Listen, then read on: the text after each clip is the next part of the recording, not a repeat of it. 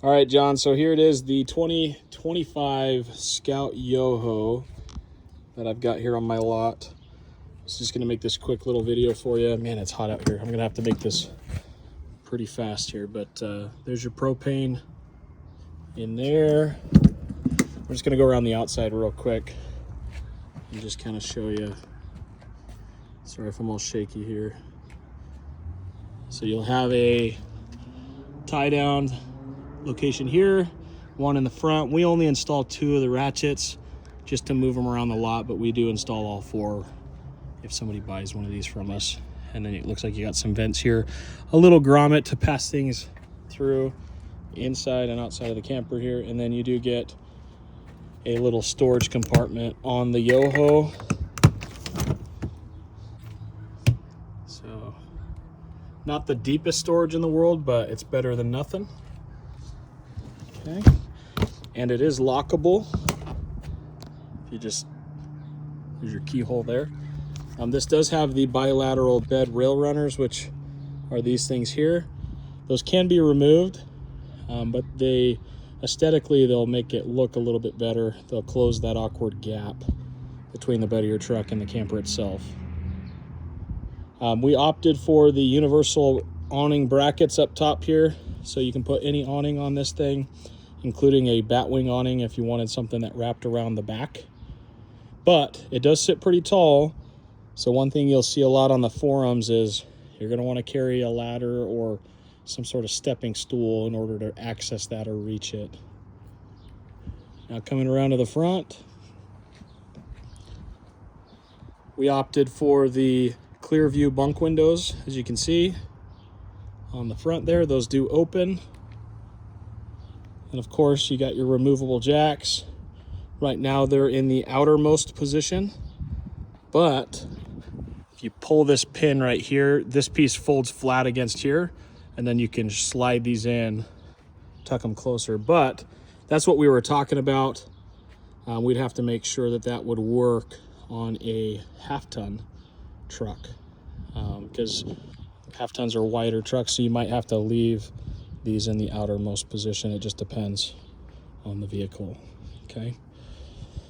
All right, underneath here, you've got a little male 110 or 120, 110, one of the two. So you can plug any extension cord into that, and like that's considered your, I guess, your shore power to charge your battery. And then coming around to the back, there's another look at your tie downs. That's going to be your 7-way plug there, and then you've got a little solar on the side port as well. And then that, let's see if I can point to it, that is the drain for the sink. And then we're back at the rear here. That's your universal bracket up top there. That'll come on just about every Scout. It acts as a doorstop. It also holds a license plate if your state requires it. And then I've seen people use it just to hang things because it's got 4 little hooks on it. But anyway, right here we've got the diesel heater option with the 2, and it's almost a 3-gallon tank, 2.75 gallons for diesel. And then here we are, fire extinguisher here down low. This mat is removable here. And then here's kind of your dinette setup here. So that table fills in the middle, and then you make your bed long ways. But then you could also lay a dog on that side there, but keep in mind your bunk extension will go over the top of the fridge. So I don't know if the dog would be comfortable underneath that or not. 2-burner stove, of course, in this one. We've got the Lifesaver jerry can, the 12-volt max air fan up top. This does have the unbound power tower, and then it's got the 500-watt inverter as well, as you can see there. Portable toilet, and then the hanging storage bags. I don't know if I mentioned those. So you got those as well. This thing's sitting pretty tall off the ground, so it's going to be awkward for me to get up in there. So hopefully you can see everything okay, but just wanted to make this quick video for you. Now, as far as the length goes,